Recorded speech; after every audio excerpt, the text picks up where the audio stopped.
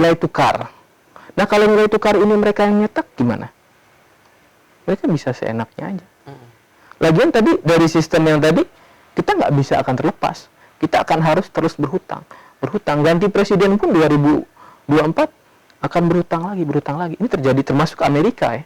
Amerika itu lebih parah lagi. Mau bayar hutang yang saat ini atau terus nambah hutang ya? Jadi itu yang lu maksud tentang elit global, penguasaan. Iya, penguasaan ekonomi tadi. Gimana cara sih lu ngontrol orang? Iya, dengan ekonomi salah satunya. Misalnya gini, lu punya hutang banyak sama gua. Kalau lu nggak ngutang sama gua, hidup lu bisa berhenti. Bisa nggak lu bantah omongan gua gitu? Ya kalau kondisi punya hutang nggak bisa ya. Nggak bisa, iya. Nah seperti itu. Nah balik lagi ke zaman Bung Karno tadi. Setelah itu Indonesia merasa Bung Karno ya kan, dia orangnya kritis ya kan. Bahkan pada waktu penjajahan aja dia mau melawan penjajah. Dia orangnya berani. Nah pada saat itu Indonesia karena uang dicetak terus oleh swasta ini, nggak ada backup emasnya atau apapun itu.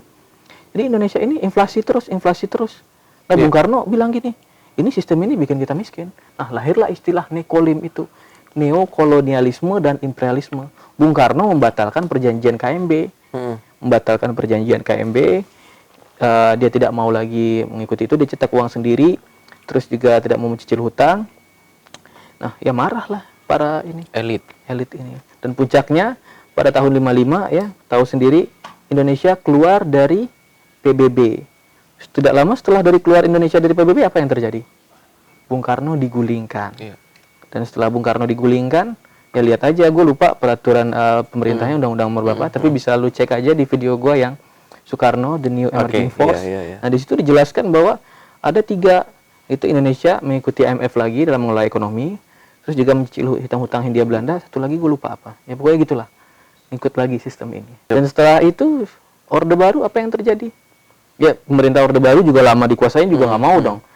Ya, salah satu ancaman IMF kalau IPTN nggak dibubarkan, itu industri pesawat yang di Habibie itu, kalau tidak dibubarkan, dia nggak mau beriin utangan. Kalau nggak diberi utangan, itu syaratnya salah satunya. Ada 2 lagi gue lupa. Ya pokoknya itu salah satu syaratnya. Lu bisa cek aja kalau nggak percaya. Ini bukan teori konspirasi, tapi memang konspirasi beneran. Ya, cek aja itu. Jadi memang pemerintah Indonesia membubarkan IPTN waktu itu supaya dapat utangan lagi. Kalau nggak dapat utangan lagi, ekonomi nggak berjalan, hancur. Berarti semua teori konspirasi bahasnya tentang kuasa-kuasa elit global gitu ya? Ujungnya itu, nah ada turunan-turunannya lagi. Tapi kita bicara tentang penguasaan dulu. Penguasaan itu yang paling gue lihat paling mendasari itu berada di uang. Gitu. Gimana itu sebuah negara itu dikontrol, orang itu dikontrol, ya itu melalui uang. Makanya lu mau bahas tentang bumi bulat, bumi datar, ujungnya ya tetap baliknya ke sana.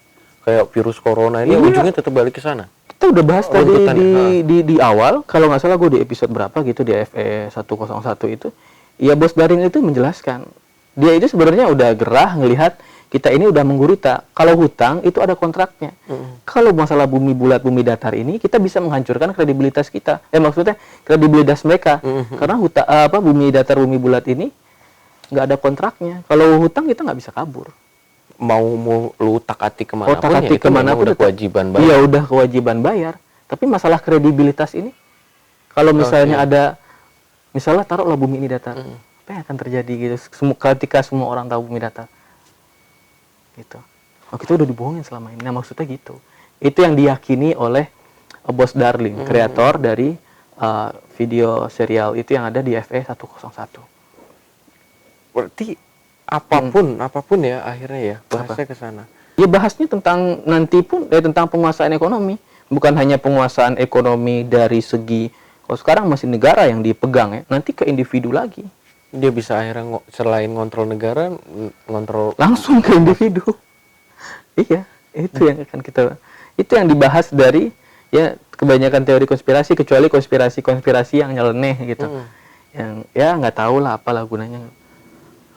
Berarti ya ini iya atau tidak aja lah ya. Kalau memang lu tidak mau membahasnya, berarti ada kemungkinan memang isu yang dibilang nanti vaksin kita ini yang disuntikan karena corona ini ya, itu nanti berupa chip yang akan bisa, itu akan mungkin. Kalau yang gue dari Syekh Imran Hussein sendiri, dia sudah berbicara ini dari tahun 2003. Wacana tentang penyebaran ini nih. Dia tidak bicara tentang virus, tapi dia bicara tentang nanti akan ada masanya. Wabah gitu. Enggak, dia nggak bicara tentang wabah, tapi ada masa, tapi dia belum tahu. Gue pun nggak dapet clue sebenarnya tentang bagaimana ini. Tapi ada gue baca dari salah satu eskatologi Kristen, itu dia Jeb Dielman, salah satu orang soleh lah, katakan dia dari Belanda. Dia menulis buku The Kingdom of buku raja-raja ya, pokoknya gitulah. Jadi di sana itu dia udah nulis bukunya itu tahun 2005. Wabah-wabah inilah yang akan dimanfaatkan nanti untuk wacananya itu. Jadi dia ngutip salah satu ayat dari Bible pasal berapa, kitab Wahyu kalau tidak. Jadi bunyinya kayak gini. Jadi binatang itu menyebabkan semua orang, kecil, besar, budak, hamba ataupun merdeka, akan diberi tanda di tangan kanannya atau di jidatnya. Tanpa tanda itu, ya kurang lebih kayak gitulah pasalnya, tidak akan bisa bertransaksi atau berjual beli. Itu sudah dinubuatkan oleh Yesus 2000 tahun yang lalu. Wah, itu dengan antikris ya. Kalau di Islam disebutnya Dajjal ya. Kalau di Kristen disebutnya Antikris. Jadi ya, pengibaratan Dajjal dengan saat ini ya, nanti dia akan ada dengan pengibaratan objek yang bermata satu. Habis itu adanya tulisan kafara atau kafir gitu di Iya. kepalanya dia. Itu emang masih begitu atau gimana? Iya, kalau dari tafsir dari Syekh Imran Hussein, itu ulama yang salah satu gue ikutin, itu dia bilang Dajjal itu membawa ajaran hanya melihat, mengajarkan manusia untuk melihat dunia ini hanya dari satu mata. Jadi hanya dari segi materialistik. Apa kita punya mata lain selain mata ini? Ada. Itu kita bisa melihat dari hati. Nih misalnya gue simbolin, gue ibaratkan lagi nih kayak kita tadi. Nih misalnya, tadi lu disuruh beli keran sama bos lu. Terus kerannya harga 40.000. Terus kita naikin jadi harga 100.000. Ada yang dirugikan nggak? Ada. Kita berhati atau enggak sih itu kalau menurut lo? Dikit-dikit lah ya. Dikit-dikit. Jadi ada dikit. Jadi mata yang satu itu mata yang bisa melihat dari hati. Kalau kata Syekh Imran Hussein itu tidak ada lagi. Jadi itu yang dimaksud. Jadi dia hanya melihat dunia ini dari segi materialistik. Jadi Dajjal itu membuat ajaran supaya orang-orang ini melihat dunia dari segi materialistik. Jadi misalnya gini, kita kalau zaman dulu orang ini hidup buat apa? Buat nyari berkah. Misalnya kalau dia pengen memberi makan anak, gimana caranya? Iya bertani, maksudnya gimana gitu. Kalau ingin membuat rumah, ya mereka bekerja berkelompok. Kalau sekarang apa? Cari uang. Uang siapa yang nyetak? Iya itu. Jadi membuat kita depends, tergantung sama mereka. Berarti jadi itu pengibaratan Dajjal itu ada di penguasa dunia yang sering dibahas konspirasi. Ada. Ya kalau lu lihat di FE 101 juga ada dibahas dikit-dikit, cuma dia nggak mendetail. Tapi dia ada bahas sedikit. Ya kalau kita Dajjal itu zaman dulu, zaman kata-kata itu digunakan oleh Nabi, Dajjal itu adalah orang-orang yang menjual unta. Nah, untanya itu kurapan, sakit, kurapan, terus dipoles sama dia. Ada bercak-bercak. Nah, didandanin biar cantik, biar bagus. Nah, jadi pas orang membeli itu tertipu. Unta yang sebenarnya sakit, memiliki penyakit, tapi terlihatnya bagus. Nah, itu Dajjal. Dia menjual hal yang memiliki penyakit, tapi terlihat cantik, terlihat bagus. Nah, itu Dajjal. Jadi orang yang menjual unta yang penyakitan tadi, tapi dipoles, itu disebutnya Dajjal. Jadi penipu, iya. Itu tadi di zaman Arab zaman dulu itu, ya itu yang disebut dengan Dajjal. Jadi Dajjal itu sebenarnya kata umum doang sebenarnya sih. Itu yang sama. Itu yang lu maksud akhirnya tentang mata uang kita. Tentang utang. Sistem ini membuat kita inflasi terus. Itulah keterkaitannya ya. Iya, itu keterkaitannya. Ya ini sebenarnya tergantung pemahaman juga. Nggak semua ulama juga sepakat dengan tafsir dari Syekh Imran Hussein. Tapi mungkin Syekh Imran Hussein mungkin nanti ada juga. Nanti Dajjal itu kan ada Dajjal, ada Al-Masih Ad-Dajjal. Al-Masih Ad-Dajjal itu sosok yang meniru Nabi Isa. Nah, nanti ada juga sebenarnya nanti setelah ini. Setelah banyaknya apa yang kita ceritain, kan tetap masyarakat kita ini nggak biasa dengan konsep-konsep pemikiran pemikiran konsep Permufakatan jahat ini, ya. ya, konspirasi yang kita maksud ya. Akhirnya ketika mereka nggak aware, nggak begitu peduli, ya sudah apatis saja. Ya nggak? Ya sebenarnya sih kalau mereka mau apatis ya harga-harga barang tetap aja naik gitu. Ini sebenarnya hal-hal yang kita bicarakan itu hal-hal yang mempengaruhi aspek-aspek kebutuhan pokok. Misalnya tadi kita bahas tentang uang. Kalau banyak uang beredar, jumlah produksi sedikit gimana? Ya harga-harga jadi makin naik. Ini kayak misalnya harga telur, ibu-ibu ngeluh banget nih. Harga apa sih, beras naik, harga ini naik, harga naik, ya harga-harga naik. Nah itu sebenarnya terpengaruh dari sistem ini. Kalau kita pakai sistem emas pun perak, itu nggak relatif stabil. Ya pasti fluktuatif juga, tapi akan relatif stabil. Dan ini akan membuat kita, negara kita, anak-anak cucu kita akan berhutang. Misalnya nih sekarang dikeluarkan hutang dengan jangka 50 tahun. Ini sampai gue punya cucu mungkin masih akan menanggung hutang yang sama. Hutang itu dibayar dengan apa? Dengan pajak. Pajak artinya apa? Pajak itu akan ditambah dengan ketika pabrik mengeluarkan barang itu dikenakan pajak. Harga-harga jadi naik. Nah, itu implikasinya di situ. Kenaikan harga-harga tadi. Ya kalau yang masih bersikap masa bodoh ya kita makan tetap aja seperti ini. Berarti semakin lu bermasa bodoh, semakin begini aja lah keadaan negara semakin kita. Tambah hancur.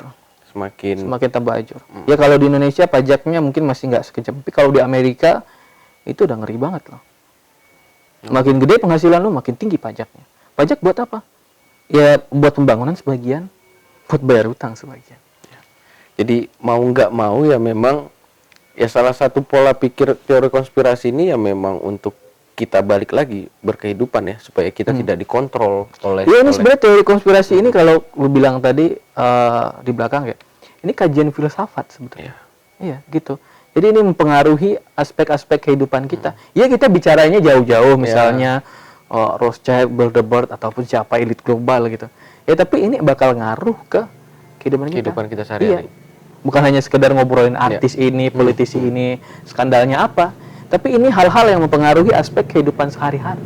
Dan kebutuhan kita soal ekonomi itu paling menentu kan ya. Ketika itu dikontrol, habislah sudah. Habislah kita. Ketika itu dipajakin terlalu banyak, habislah kita. Apalagi nanti movement kita. Ketika kita banyak berbicara misalnya. Ya kita kalau chip itu udah berlaku, kita ya bisa aja dimatikan chipnya, kita nggak bisa berjual beli lagi. Ketika yang sudah dinubuatkan Yesus 2000 tahun yang lalu di Alkitab Wahyu itu, setiap orang akan diberi tanda di tangan kanannya, kecil, besar, budak ataupun merdeka. Dan tanpa itu kita tidak akan bisa bertransaksi jual beli. Dan kalau memang itu akan terjadi, kalau kita diam-diam aja, kita tidak menyiapkan alternatif yang lain, ya Anda akan terjebak di situ. Ya kalau sekarang kita bicara kontrol itu ada di big data, dia akan bisa menganalisa apa kebutuhan kita mendatang. Nanti kehidupan lu bisa dikontrol. Kalau kita pakai chip tadi ya, kemungkinan. Ya kemungkinan bisa seperti itu. Ya, oke. Ya sebenarnya sih ada kita kalau gue Islam ya, kalau agama lain boleh aja. Itu Nabi Muhammad udah mengajarkan kita doa. Allahumma inni a'udzubika min azabi qabri wa min azabi jahannam wa min fitnati masih dajjal. Itu dibaca di setiap akhir sholat. Terus juga siapa yang menghafal 10 ayat pertama surat Al-Kahfi ataupun 10 akhir, itu bisa terhindar dari fitnah Dajjal. Itu aja sih, hal-hal simpel itu aja yang harus kita lakukan. Kalau gua rasa ya mendekatkan diri kepada Tuhan sih sebenarnya. Ya, itu langkah-langkah yang paling bisa kita lakukan saat ini. Iya, sebenarnya. Dalam sholat lu bilang apa? Tunjukilah kami jalan yang lurus ya. Jalan yang lurus itu ya kalau kita benar-benar menghayati ya kan. Ya gue gitu aja sih, maksudnya setiap ya gue bukan orang yang alim-alim banget gitu, gue juga pernah maksudnya tidak mengenal Tuhan gitu ya. Tapi ya setelah gue mencoba lagi gitu, ya gue mendapatkan sebuah kayak sebuah pengetahuan baru. Teori yang kita sampaikan ini memang ya kita nggak bisa bilang ini benar atau salah.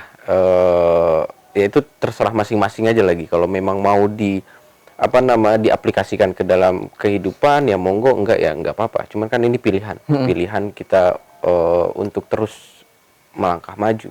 Jadi thank you buat Akbar, thank you juga Mas Ilham udah diundang ke podcast ini podcast yang pertama ngundang gua jujur Thank you, semoga channel Iya. YouTube lu juga semakin tinggi, usaha Amin, lu juga amin, semakin amin. baik. Amin, amin. Channel YouTube lu Amin, Akbar apa? Akbar Al-Rashid. Akbar Rashid terus maju lah ya. Meningkat ya. Iyalah, jangan. Naik subscriber tahun ini 100.000 lah. Iya, tapi jangan lama-lama untuk update-nya. Ini sebulan sekali juga belum tentu ya. Ini juga mau 3 bulan dari video terakhir ya.